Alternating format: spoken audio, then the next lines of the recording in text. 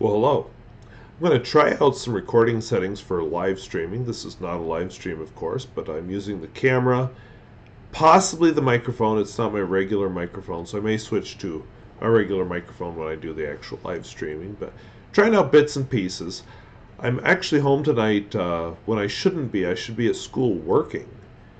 We supposed to have parent-teacher conferences tonight, and that goes till 9 o'clock my time, which is right now it's 8:15, so I should still be at work. But we had snow. It was supposed to arrive last night, but it delayed, and we ended up finishing the school day. We did send the rural kids home early, but we canceled conferences because just not good conditions for having conferences and having people on the road that don't need to be. So, oh, that was a fail. Sorry, I thought I'd be able to show you what it looks like out there, but nope, nope, nope, nope. So I'm just going to give you a couple quick updates about various things. This is chatty and pointless, and just me trying out some equipment. One fun thing, we at school we have a 3D printer now. This is one of the objects I printed. Now watch this. I brought it home so that I could grease it. It was very sticky, and whoops, I needed to use silicone grease on it. Well, thanks to my fountain pen hobby, I have silicone grease, and so now it moves like a charm, except I can't seem to hold on to it. There's no real good gripping place on it, but this one, it takes about 6 turns for it to reset back to the heart. See, when I'm trying to hold this up for you, this is a struggle bus, but it takes about 6 turns for it to reset back to the heart shape. I printed a number of things with this 3D printer. A lot of them are just inspirational, testing out the capabilities, the limits, and so on. I've also printed a few objects. My STEM class is an assignment to find a project for a teacher. One student decided to go to the kindergarten teacher and ask her what she wanted, and she says, "Oh, how about 3 goats and a troll?" And he's like, "What?" So there's a children's story about 3 goats, goats big gruff or something like that. I don't remember. But then she wants to bring her class down to see them being printed. So I got to figure that out. I'm going to talk to her and decide exactly how we're going to do it. But yeah, we've got a bust of Shakespeare. We have a math teacher wants, if you've ever factored, cubic functions, the 3-dimensional object to demonstrate that. A lot of different things. I made a DNA molecule for a teacher. The art teacher would like to make a statue of David, which I found one. 4th grade teacher would like a topographic map of North Dakota, which, funny enough, does not look like a piece of paper. I'm in the high part of North Dakota, by the way. So, yeah, and it's been very good. Also, very important, if we're going to have a 3D printer, it's fun printing things like this that somebody else designed, but it's even more fun if you can design your own thing. So I had the students, as a first project, design keychains. I gave them some parameters, like this is your maximum height and length, this is how thick it has to be, this is how high your name has to be raised off of it, this is the size of the hole on it, and so on. And then gave them free rein within those parameters. And I'm requiring them to learn how to set up a print job, so that's been very good. Next project is going to be to design a pen and pencil holder. That'll be more interesting. And this whole 3D printer thing actually came from them. I've always, for a couple years, I thought, oh, it'd be great to have one, but I don't know. And but this year I have this new class. It's called STEM, Science, Technology, Engineering, and Math. And last semester they started talking about, well, we need a 3D printer. And we actually ran into a few projects where we needed a 3D printer. So I gave them an assignment. Well, let's do a presentation. So before Christmas, we did a presentation just to the school administration. And then after Christmas, we did a presentation to the school board. and it has worked out very, very well. We got immediate approval for the 3D printer. We went way beyond what I expected to get, and we have a pretty good one. Not amazing. It's missing some features I'd enjoy, but it's a MakerBot Replicator Plus if you're interested, and I've been pretty happy with it. It'd be kind of cool if I had a dual extruder and I could do some dissolvable filament and some of those kind of fun things, but I'm enjoying it. And we're learning. We're learning design, 3D design. I'm going to work on more advanced projects, and I hope to circle it back to using the design for specific projects. On the pen front, I had kind of sworn off buying pens for a while. That whole Aurora 88 was, woo! But I broke down a little while ago. So I'm going to show you two of the pens I bought recently. This is a Moster Pen Kala. It's a 1930s pen. Somebody asked me about, where do you find these weird pens? Well, I'll get into that in another video. I don't know how to do autofocus with this camera. I'm sorry. But anyway, it's one of those slim black pens I like. Has an amazingly flexible nib. The other one I bought recently was a Montblanc Marte Rosa. Has diamond-shaped ink windows instead of segmented, and I guess it's a student pen. I don't know, but it has a gold nib and a very flexible gold nib at that. Oh, I need a haircut. Just noticed that in the camera here. Woo! So that's what's new on the pen front. Another thing came up on the pen front recently. You may not know this because I haven't made a big deal about it. I have a blog that goes with this channel. I haven't posted to the blog in a while because it was just getting to be difficult to keep up with it. I had been doing a lot of my pen photography using daylight. It was just hard to be home when I had good daylight once school started. So I wasn't photographing, so I kind of quit. I do know a little bit more about photography now with pens and so on. I don't need daylight anymore, so maybe I should get back into that. I don't know. I didn't feel like many people were reading the blog, but then I wasn't pushing it, so whatever. But anyway, went to the blog and checked on it, and I had a lot of spam. I can't get the spam blocker to work, so I cleaned out the spam.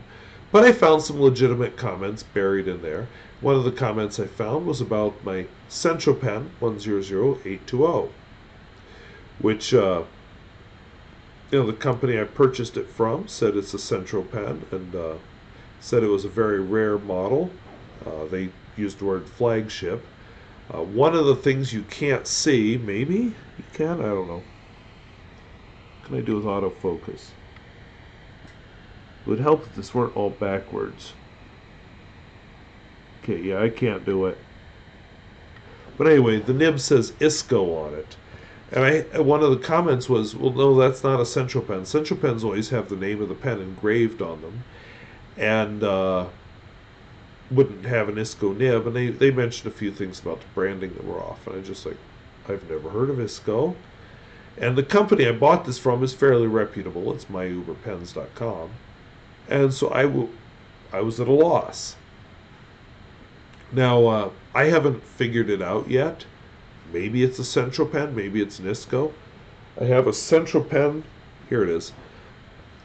This one is a Central Pen. I mean, with this camera you won't be able to read it, but the branding is, I'm rubbing my finger across the engraved branding that says Central Pen.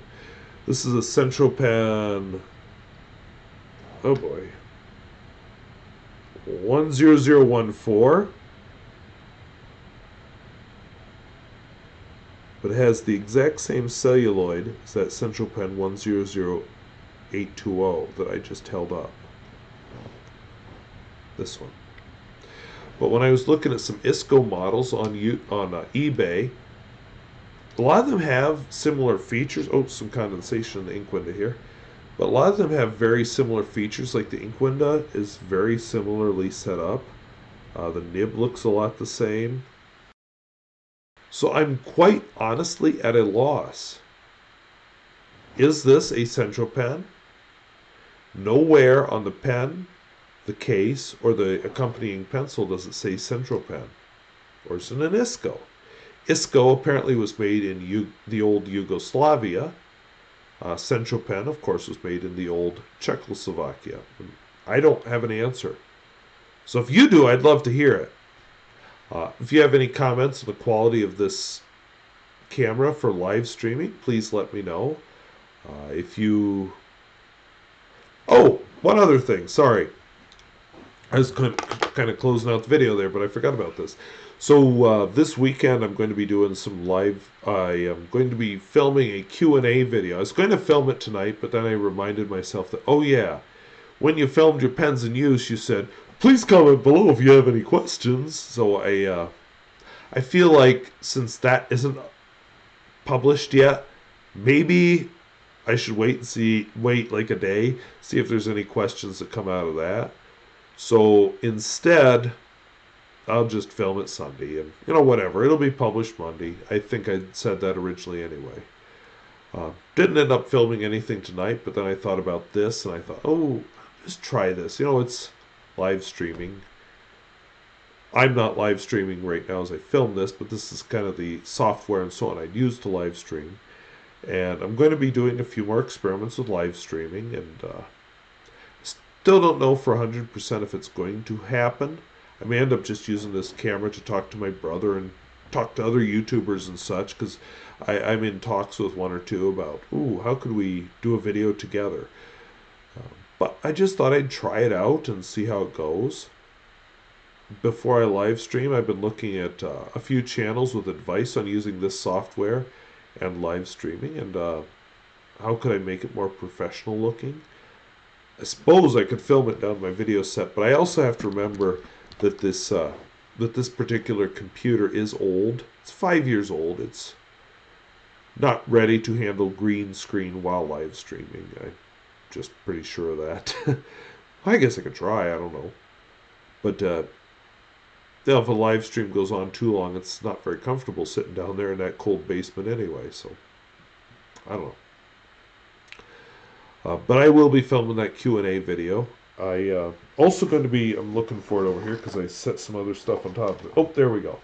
I'm going to be filming some more paper reviews coming up real soon. I'm filming this weekend a Bomo Art Journal video.